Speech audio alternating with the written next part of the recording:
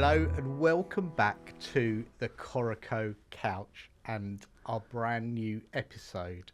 Now, I always say that my guests are special. However, on the couch with me today is a true economic legend, if I can put it that way. David Smith has been the economics editor of the Sunday Times since 1989. He's also chief leader writer, assistant editor and policy advisor. He's the author of several books, including Free Lunch, Easily Digestible Economics, and Something Will Turn Up, Britain's Economy, Past, Present and Future.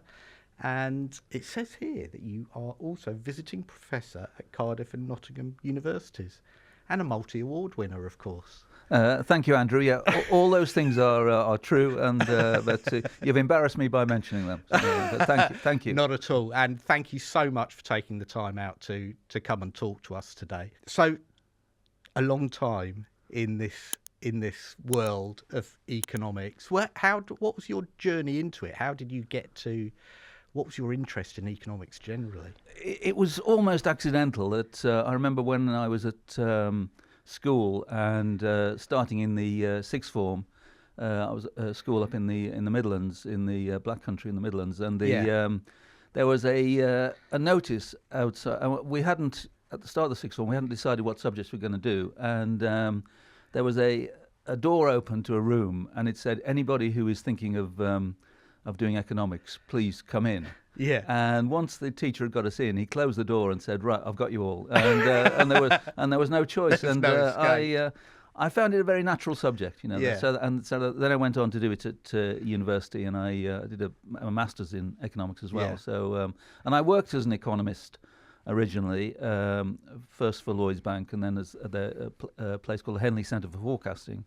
And the way I got into economic journalism was slightly tortuous, because we advise young people now to, I advise them, if you go to university, do the subject that you're best at, and then if you're thinking of journalism, do the student newspaper, but do a postgraduate qualification in journalism at City University or Cardiff. Yeah. No, I didn't do that, but at the end of my economics degree in Cardiff, which is where I went first, I went along to the School of Journalism, had a very pleasant afternoon there, at the end of which the then director, said to me, "Mr. Smith, there will be many things you do well in life, but I can assure you that journalism won't be one of them." So Really? so then I went to work as an economist, and when I was working as an economist, I was working, let's say, at the Henley Centre, and we used to do a monthly forecasting piece for the Sunday Telegraph.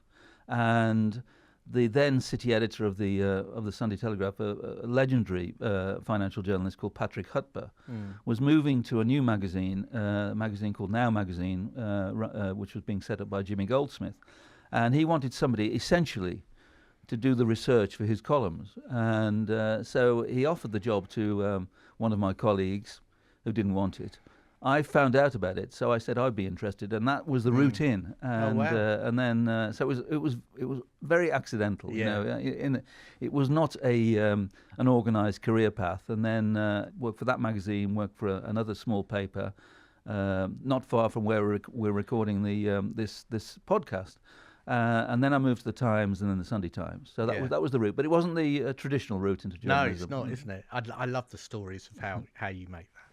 I did A-level economics, and I'm not proud to say I was in the remedial classes for that, but I did go on to do an economics degree somehow. Oh, excellent. I found the whole thing entirely fascinating about how economies work and how countries work, and it's so endlessly fascinating. Yeah, and the thing I say to young people always is, I think if you've done economics, you always think of things in a very logical way.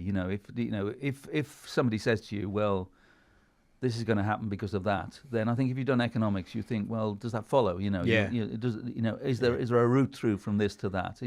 Surprising things happen in our world all the time, but at the same time, a lot of things are predictable in the sense that they follow a pattern of events. And I think economics helps you to work those things through. Yeah. So you've obviously seen lots of different events.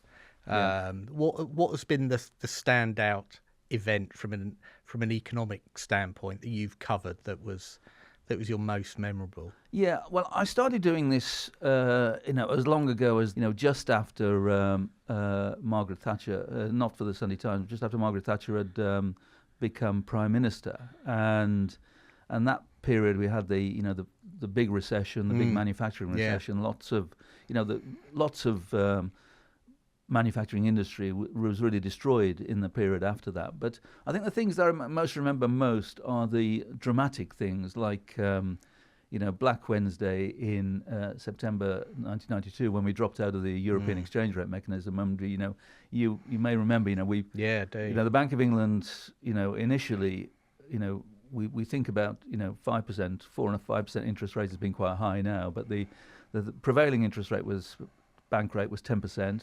They put it up to 12% to try and defend the pound, and then they announced it would go up to 15%. And none of it worked. We used up all the UK's foreign exchange reserve, but sterling still dropped out. And that was really dramatic because it all unfolded in a single day. And then, after that, I think of things like the financial crisis of 2008-9, when there was a drama almost every day, particularly in the autumn of 2008, when the banks were failing, and you didn't really know when this was going to settle and how we were going to come through this. After that, more recently, that early period of the pandemic, you think about, we've just passed the 5th anniversary of the first lockdown, and we didn't know whether there was going to be a vaccine. We didn't know how we were going to come through this. Everybody was very uncertain, and you think about the effect on the economy of that. The housing market, of course, as you remember, was shut down effectively for 2 or 3 months. But the economy, the first lockdown, late March 2020. The second quarter of 2020, the economy contracted. GDP fell by almost 20%. And I always say to people, you can't compute that really, in terms of previous experience. The previous record fall was in the 3-day week of 1974, and that was 2.8%. So this was off the scale. Things just stopped. The economic activity just stopped. So I think those three are the most dramatic ones. Those 3 or 4 are the most dramatic ones. But and I sometimes think about, I sometimes call the shocks we've had, particularly since 2008, the 4 economic horsemen of the apocalypse. So we had the financial crisis. Then we had, in 2016, we had the Brexit vote and Trump elected for the first time. Then we had the pandemic, and then we had the Russian invasion of Ukraine, which gave us, helped give us very high inflation. And, I'm just thinking now whether we've got a 5th horseman in Donald Trump's second term, So please, no. I know, we'll come on to that. Absolutely, I'll come back to that. Excellent. I'll come back to that. So where do you think the UK economy is right now as we sit? Because we've just had, it felt like we were getting to some kind of stability again after we had the Liz Truss debacle, the mini budget. We had a new government coming in. Where do you think it is now? Well, I think we everybody has sort of the typical diagnosis of the UK economy is that it was beginning to recover in the middle of 2024, in the middle of last year. Then the election comes along, and Rachel Reeves and Keir Starmer start talking very gloomily about the economic inheritance and the fiscal inheritance, a bit too gloomily. And then we had the October 30 budget, so we had no growth in the second half of last year. But I think things were starting to come a little bit good. We had more recently than that. We've had pretty good and quite surprisingly good GDP figures. So it looks as though the first quarter of this year will have recorded decent growth, maybe a 0.5% growth on the quarter, which is better than we've had for some time. And so I think people were kind of not getting used to those announcements they didn't like in the October budget, but I think some of the shock was wearing off a little bit, and so starting to recover again, starting to get back on its feet, and also true of the housing market, which we'll talk about in a minute. But then you get the combination of the national insurance rise and big increase in the minimum wage coming through in April, coinciding with the worst uncertainty of the Trump tariffs. His liberation day was April the 2nd.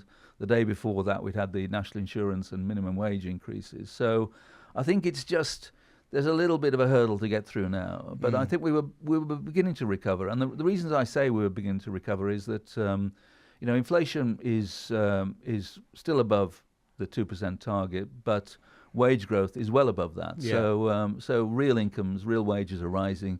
Consumers, I think, are starting to spend again. It looks as though, the British Retail Consortium is always quite gloomy about what's happening on the high streets, but it's starting to say things are looking a little bit better now. People are starting to spend. We had this odd picture for the last few years in which, you can normally rely on the British consumer to spend and to overspend, but they've been saving more than usual and spending less. So we may just have been breaking through that, I think, until these uncertainties came along. Yeah. And it was interesting. Just today we saw that inflation came in a little bit lower than expected. 2.6%. Was this morning. It obviously the Chancellor's delighted about that. Yeah. Do you think we are over the worst of that, or no? I think we'll see. 2.6% was, as you say, the March figure was better than expected. It will go up a bit in April when we get the figures in a month's time, because of the energy price cap has gone up, and quite a lot of what you might call administered prices. Things like mobile phone fees, which go up automatically in line with inflation and a little bit more in April. Broadband, water bills, council tax, all those things go up in April. So I think it will probably go back to 3% or so in April. But I think the likely peak of inflation, which the Bank of England thought would be 3.7% later in the year, I think it won't peak as high as that. And one reason for that is that as a result, partly of the uncertainty that Trump has created for the world economy, oil prices have come down quite a bit. And so have other energy prices. So I think the expectation was, and the Bank of England's expectation was, that you get an increase in the energy price cap in April and then another one in July. It now looks as though it will come down in July, and that will help keep a lid on inflation. Right, okay. And I say oil prices should feed through to lower petrol prices. So I think there is just a sense in which this won't be quite as bad a year for inflation as the Bank of England expected. And again, that should support consumer spending, I think, because it increases real wage growth. So we're not over the worst in terms of inflation, but it's nothing like it was. We got to 11% in 2022 and came down from that. But I think it's just a little bit above target, and then probably won't see it back to target until next year. I think the 2%. But in the meantime, I think not as bad as it was feared to be is quite good news, actually. And so Trump then. Yeah. The tariffs and the on-off nature of them. Yeah. And obviously, as he said, this was his plan all along to isolate China.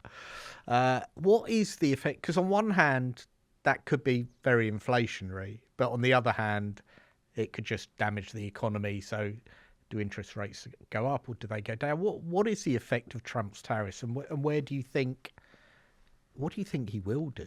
Yeah, I think this is the most, I think, as everybody has said, you have, a highly unusual American president now, worse than he was in his first term in terms of unpredictability, capriciousness, doing things at the drop of a hat. And I think the April the 2nd announcement was just bonkers. All these invented tariffs, that other countries supposedly one on an island with just penguins. Exactly. Yeah. I mean, none of that made any sense whatsoever. No. And it was inconsistent. The calculations behind it were complete rubbish, and it was inconsistent in the sense that everybody, including us, faced a minimum of 10% tariffs, even countries which didn't have Yeah, a that's trade right, surplus yeah. with America. So this was just completely mad. I mean, and I think it's the product of Trump's courtiers, officials, advisors, not wanting to do anything to displease the boss. So coming along with a lot of cod science, which suggests that you can actually be quite generous if you only impose these tariffs on these countries. Yeah. It could be a lot worse than that. So I think it was terrible. And then 1 minute they're on, next minute some of them are withdrawn, and so on. But in answer to your question, I think Trump is now desperate for China to do a deal because he knows that America can't live with tariffs on not at Chinese all. products of Yeah. 125 or 145%. And at the same time, the Chinese, and the original strategy of those tariffs was to say, so you looked at what China did in the first term when faced with tariffs, and Chinese companies shifted a lot of production to places like Vietnam, Cambodia. And originally, on April the 2nd, those were also hit with quite high tariffs to stop that happening. Now those have been removed, as has have the tariffs on most electronic products. So they, even the sort of weird logic that was there has gone now. So I think he's desperate to do it. But in terms of inflation, in terms of how it affects us, I think this is, the main inflationary impulse of all this is going to be on America. American consumers are going to face higher inflation. Yeah. We could easily face lower inflation. I don't know whether we'll get a flood of cheap Chinese imports, but we get quite a bit of that. So goods prices, goods price inflation, I think is it's only 0.6% now. I think it will come down and probably go negative as a result of cheaper imports. And that will help bring overall inflation lower. And people say, well, do we want all this stuff coming in? Well, in the main, for most of these products we buy from China, we just don't make them here anymore. So, and we're not going to start making them again. So, and we're not going to impose tariffs ourselves, I don't think. So.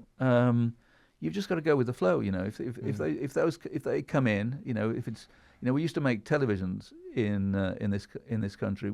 Mainly, we don't anymore. There's one small factory makes television, toys, lots of consumer products. We can, there is no harm done. I mean, in the main, for the British companies producing those kind of things here, it's a bit like the motor manufacturing business, they tend to operate at a much higher level than the things we would import from China. So I think we just, we can benefit from this, I think. And, we don't, our exporters to America, such as those car companies, are going to be hit by the tariffs. But, consumers here, I think, could easily benefit. And I think it will, will help bring down inflation. So that supports the idea that the Bank of England can cut interest rates further, So the kind of scenario I would see for interest rates from the Bank of England is, I wouldn't go further than one cut every 3 months. So you start off. So you think there'll definitely be a cut in May? I do. Yeah. I mean, do you think there'll be a quarter or a half? I think it'll be a quarter, and I think it'll be a quarter because although some people say, well, a half point is justified by the tariff uncertainty. I think what will hold them back from that is that that wage growth is still a little bit stronger than they would like. So regular pay growth, on the official figures is still just under 6%, which is too high. They're waiting for wage growth to come down to 4%, and when it does, I think they'll be more comfortable. But for the moment, I think it will be a quarter, followed by another couple of quarters in August and November. So that's where I would see it. So in the coming months. Yeah.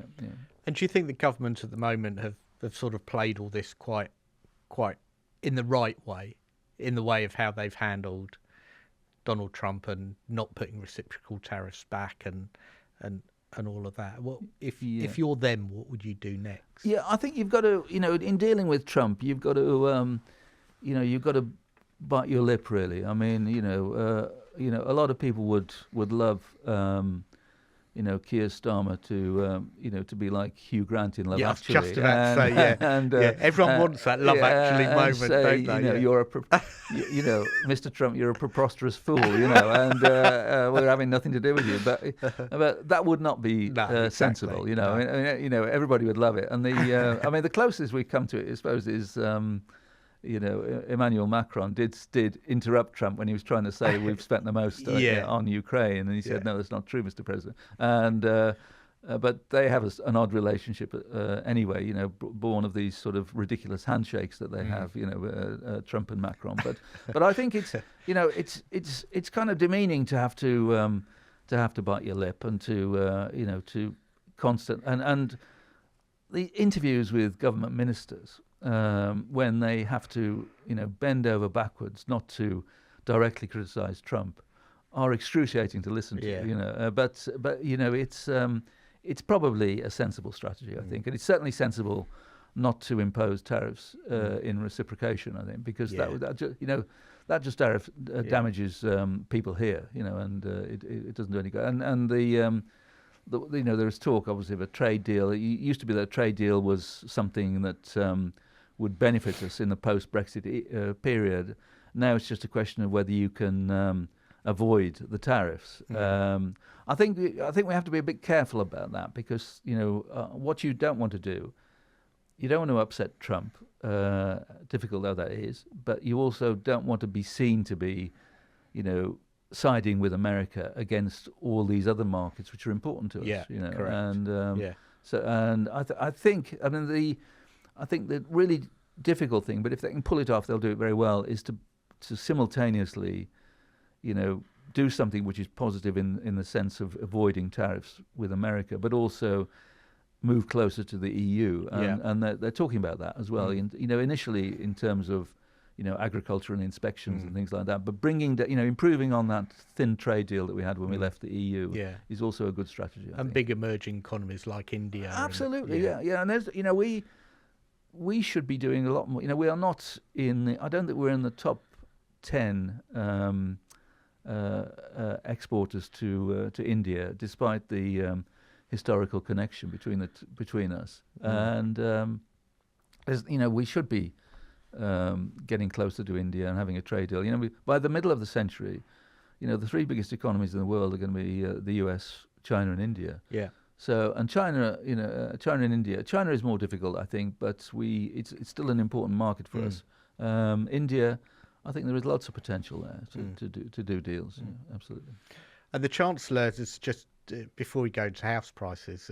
The Chancellor obviously was at pains to try and recreate her 9 billion headroom. Yeah. Can you just explain what that is and what that means? And do you think that's already gone because of some of the stuff that's happened?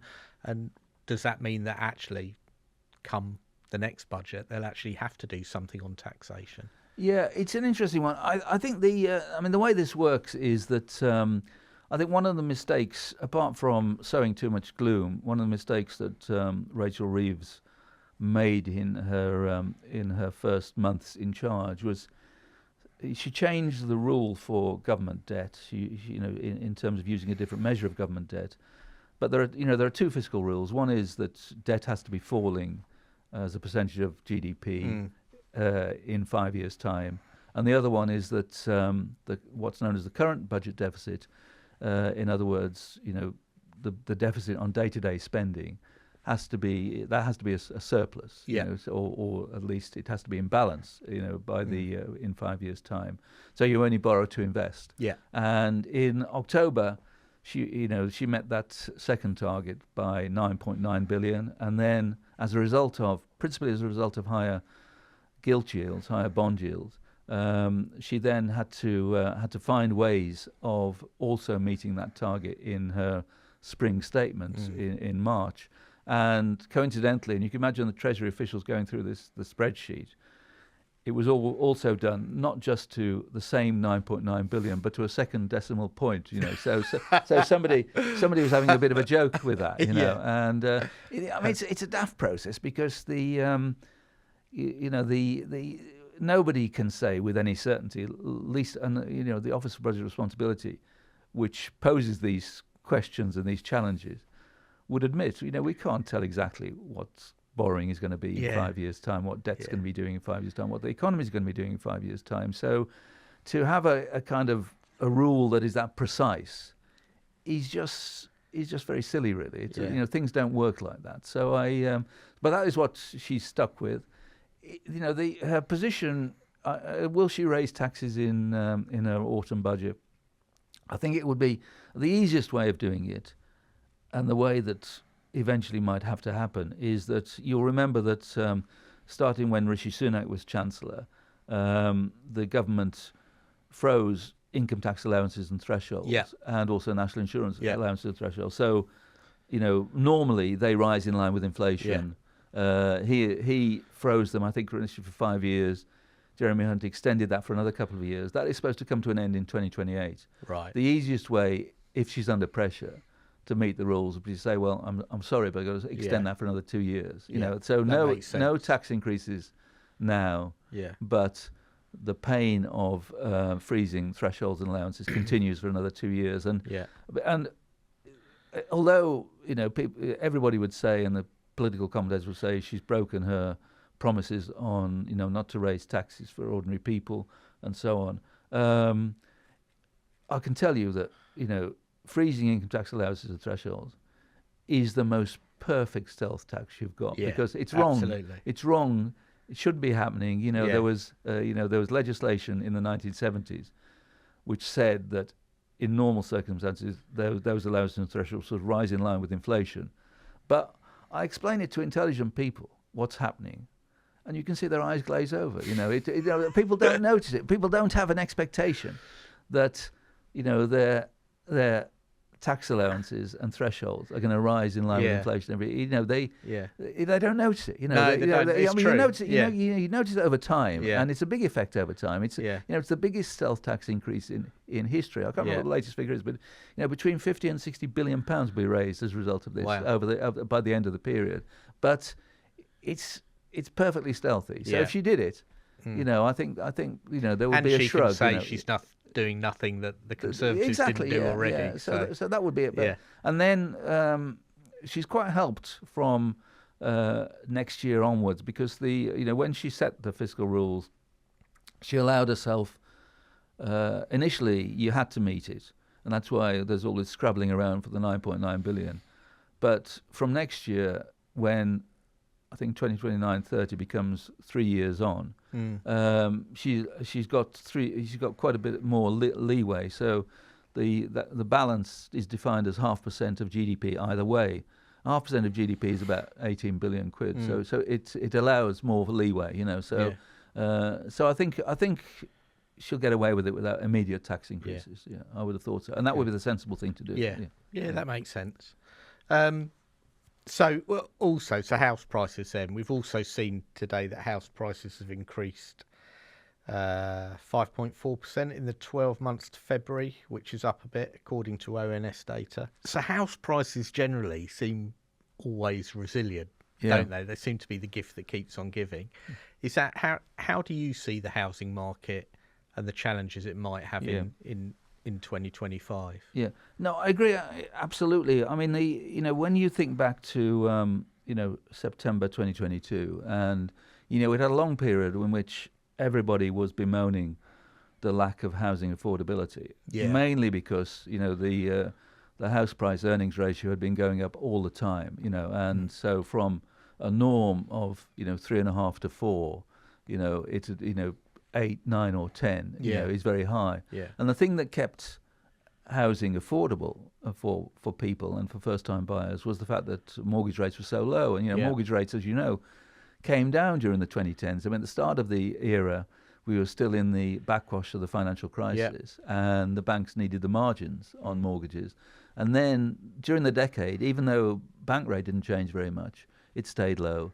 Mortgage rates came down a lot. So that was what kept it going. So September 2022, when you suddenly saw, that mini budget, you saw that all those mortgage products being withdrawn, and the new setting for mortgage rates was very much higher than it had been. And you thought, well, this is has the housing market got any visible means of support and have house prices? And there were lots of predictions. Some of the banks were saying 20% fall or more at that never time. bought into that. No, I didn't either. I've always thought that, and one reason I didn't buy into it because I knew there would be a response. So we saw a response from the house builders who cut back really sharply. So we're still only just coming through that. Where they really pared back their targets, but also ordinary people thought, well, I'm not going to sell in this environment. So activity in general went down hugely. So the number of properties being put on the market went down a lot because people didn't want to sell at low prices, and so the market adjusted. I think it's been extraordinarily resilient. I think the housing market has, and the economy in general could have been a lot worse over the last 2 or 3 years in response to this interest rate shock. Because as I always say to people, you go back to 2021, and at that time, bank rate was 0.1%, lowest it's ever been in history, and the Bank of England was wondering whether that was low enough. They were talking about negative rates. They were putting negative rates into their toolkit. Yeah. So suddenly, at the end of that year, to be faced with the first of 14 consecutive rate rises to take us up from 0 effectively to more than 5%. Nobody could really have predicted that. I remember in 2021, I think it was the OBR, did an alternative scenario in which they said what would happen if bank rate went to 3%, and everybody thought, well, that's not going to happen. It's just so I think the housing market has been resilient, and it's been resilient because activity has suffered, but that's kept prices up. And the adjustment in house prices was really very marginal, 3 or 4% at most, and then back, as you say, to reasonably rising house prices now. So I think it's been quite a story. Now, I watched you in a presentation, and it's a fabulous presentation, and you talked about something which has become quite legendary, which is your skip index. Yeah. Can you explain what the skip index is and why we should be looking at skips in our road for health of the housing market, the economy? Yeah, I mean, the skip index is... It's brilliant, by the way. Thank I love you. it. I originally developed the skip index to try and work out what was happening in the housing market, because the argument was that when people moved in, the first thing they did was hire a skip to clear out all the stuff that had been left, and usually involve, people would come in, they'd want a new bathroom, they'd want a new kitchen in the house that they bought, so a skip had to be there. And then I realised that this had more general economic implications. So the way it works is it's based on the number of builder skips in my street. Right. And when there are none at all, there's no growth, or we're in recession.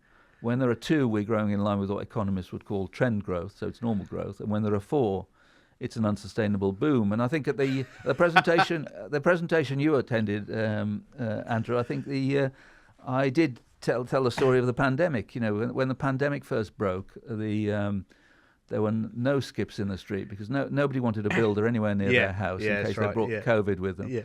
And even using my statistician's prerogative, being able to count 2 hippo bags as one skip, I wasn't able to get a score on the index. And then quite soon after that, everybody decided that they were going to be working from home forever, so they wanted an office built in the loft or in the garden. So at times we had more than 4 skips in the street, and now I realise now that was a harbinger of the inflation that we were about to see, even before the Russian invasion. But now I have to say, I've been looking long and hard, and I think there is a bit of an April lull because I can't find a single skip in the street at the moment. Right, and okay. So it was okay a month or so ago. Yeah. But there's a definite skip vacuum at the moment. Yeah. There are no skips in the street. So if it's the tariffs, it's the national insurance, I don't know. But the economy on the basis of the skip index is going through a little bit of a pause at the moment. I think there are no skips in the street. I have every hope for Easter, and that people will want some DIY done or something. But I'm keeping a very close eye on it. Do you know what? I am honestly having a skip delivered tomorrow. Oh, excellent. Because we've been doing our bathroom and our lounge. Great news. So now we will have I'll at tell least you one what, skip in our street. I'll tell you, that's not a lie either. That's true. I'll tell you, I got so worried about this that the street I live in South London, there's a parallel street which is exactly the same length, same number of houses. So I've never done this before in the history of the index. So I had a walk down there to do a test count, right? Okay. And they were a bit better. They had there was a skip and a hippo bag in that street. So maybe we're just unusual at the moment. So green shoots then. There were green shoots in the next street, but I've always based it on my street, So we'll have to see what happens. But maybe your street has just done everything now. They might have done. Yeah. There haven't been many people moving in or out recently, so we'll have to see. But keeping a close eye on that. Yeah. That's brilliant. And the government wants to build 1.5 million houses. Do you think that's doable? I don't think it is. I mean, as you may know, there are two measures of house building. There's the conventional one, which is just housing completions, the number of houses that the house builders build and complete in a given period. And the other one is called net housing additions, and that is the one that they're using. And net housing additions, the completions, I think the most we've got to on completions is a couple of 100,000. So that leaves you quite a bit below 1.5 million. Net housing additions, which include, conversion, larger houses being converted into flats, conversions from retail to residential, office to residential, other commercial use into residential. That got up to sort of 250,000 in the late 2010s. So not that far away, and we've had a lull now, as I said, in response to, what happened in September 2022. But I think you can get, closer to that. The OBR said that it thought that net additions over the next 5 years for the UK as a whole would be 1.3 million. Right. But the government's target is England only. So that can, that means 1.1 million or something like that for England. So I think if they're running at sort of not far short, if they're running, would be happy with that, wouldn't they? If they got, I think got that close. I think if by the end of the Parliament, and they're building on a bit of what they call grey belt, which is the bits of the green belt which aren't particularly green. If they got to 250 to 300,000 net additions a year by the end of the Parliament, I think you'd have to say that's closer than anybody expected, and that could happen. I think it could happen, and as you also know, even in the past when we've built anything like that number of new homes, there's always been a large local authority component to it, So you go back to the late 60s, early 70s when we were building 300,000 new homes a year on the traditional completions definition. Half of those are being built by councils, and that really doesn't happen to any great extent anymore. So housing associations and local authorities are building, but it's a fraction of what they were back then. So that probably needs to come on stream a little bit more as well. And we have a lot of people who, and this you might disagree with what I've been saying, but we have a lot of people who are waiting and seeing. So they're saying, I'm going to wait because I think interest rates will be a lot cheaper. Yeah. And I've been saying, well, actually, you can do that, but you risk house prices being what little you might save. Because if you look at swap rates, actually, they've pretty much all aligned around the 4%-ish, give and take a few. You might get slightly cheaper rates, but actually you risk house prices increasing by more than you're actually saving. Yeah. So do you think this will be a good time? I think actually now's a good time to buy. Yeah, I always say to people, I've had these conversations with people. The one thing you get consulted on as an economics editor is housing, and all the time, the whole of Britain's obsessed with it. And my colleagues at work and everything like that. Yeah. And I've always said, if it's right for you, it's the right time, and you can afford it, go for it, And don't think, I can hold off. That property won't be there in 6 months' time. Correct. And but That's also, exactly what I say. it's different now. We are in a fixed rate world. And if you think, well, mortgage rates are going to come down, well, just go for a shorter fix. If it's you don't have to lock yourself away for a very long period if you think there's going to be a cheaper deal available in 2 years' time. So I think wait and seeing is never a good idea. I don't think. Now, I've never met anybody who has genuinely who's benefited from doing that. And I've met plenty of people who said, I wish I'd taken your advice and done it when I could have done. Good. Phew. Okay. You could have really disagreed with me there. That's good. So what are your reasons to be optimistic then this year? Because we always like to finish on optimism. I think the reasons to be optimistic are that I say firstly, as we're discussing, we've had an interest rate shock, but rates are going to come down.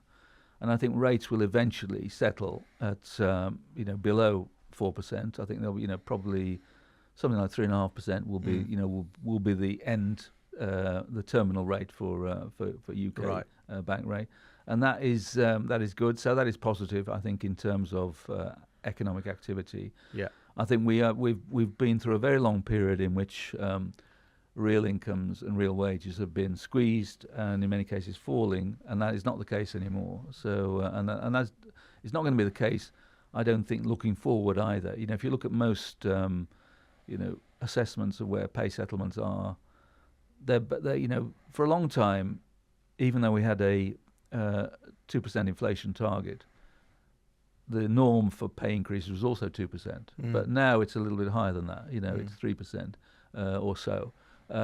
So there's positive there, but I think also there are things that we can if the government does grasp the nettle on planning reform, for example, then I think there are things to be positive about there. I think we are moving away from the idea that we have to regard Europe as our enemy, and we can get close. We need to get closer to Europe. So I think politics, despite if I ever write anything in the Times or the Sunday Times, which is remotely supportive of Rachel Reeves, I get a response which she is toxic to the readership. But I cannot but think that she'll do a better job from now on than she has done so far. So I think she needs to be given time. I'm a bit of a fan, actually. Well, that's good. That's nice. You're the first person I've met that admits that. Because I do think people need to grow into their roles. And it'll be interesting to see. I agree, she has made some mistakes. But it's a massive poison chalice. It is, It really is. But and I think to really judge someone, you need to give them a time. Same as a football manager. But people are very, when people criticise this government, I think this government has been quite grown up in the way it has dealt with, as we were discussing with Trump over Ukraine, over the tariffs and so on, and I think Keir Starmer was actually very good in his first emergency was the riots last summer, and I thought he dealt with that very well. So they are. He's quite a grown up. He's not flashy. He's quite a grown up prime minister. She's a chancellor who, as I say, as we both agree, has made mistakes, but I think he's starting to grow into it, as you say, as are other ministers. So I think nobody benefits from governments and prime ministers and chancellors who change every week. No, it's exactly. Just, we need a bit of stability, thing. And I think that stability should be positive. So, the very last question then, and I've asked all my guests this because it's really interesting. What's the best piece of advice you have ever received? It's a good one, I'm unprepared for it, but I think the best piece of advice I've ever received, I think, is to do with things like social media and so on. More recently, Right. It's the never post anything on social media, Twitter or something like that, if you've had a couple of drinks, and but also related to that, if you're thinking of doing something, and you haven't had a couple of drinks, just think about it and think about whether it still makes sense 30 minutes later. Yeah. So just be that's great advice. Don't shoot from the hip too much. Yeah. And I think that applies to lots of things. It's easy. In the pieces I write, it would be very easy to rush to judgment, and sometimes, and I've seen this in in things I've done, a long time ago. Sometimes the rushes to judgment are the worst misjudgments. Yeah. If you got to look at the evidence, that's think really about good. it, and then Yeah. form your view. Don't just it's quite difficult being a Sunday journalist, because most people have on any big issue, there'll have been lots and lots of pieces written about it before you reach your audience. So you're always trying to think of angles. You're always trying to think of, but at the same time, when you think of those angles, when you think of what to write, don't think that. Sorry, I'm giving you lots of. There's lots of advice I received, but don't think that every reader has read everything. They won't have done. No, not at all. So don't assume that you can't write that, because in paragraph 12 somebody in the FT made the same point. It's not important. If you believe it, write it. I agree. Don't worry that somebody else might have made the same point, because the readers won't have seen it. But that's it. Okay. Brilliant. Thank you so much for your time. Not at all. I enjoyed it very much. Thank you. Truly honoured. It was fantastic. I could talk to you all day, to be honest. And thank you for everything you've written over the years, which have made my knowledge and in sometimes complex subjects really come up to speed, and allowed me to quote them and pass them off as my own. So thank you very much. Excellent. Thank you, Andrew. I've enjoyed it very much. Thank you. And thank you all for watching or listening, and tune in next time to find out who is going to be next on the Coreco Couch.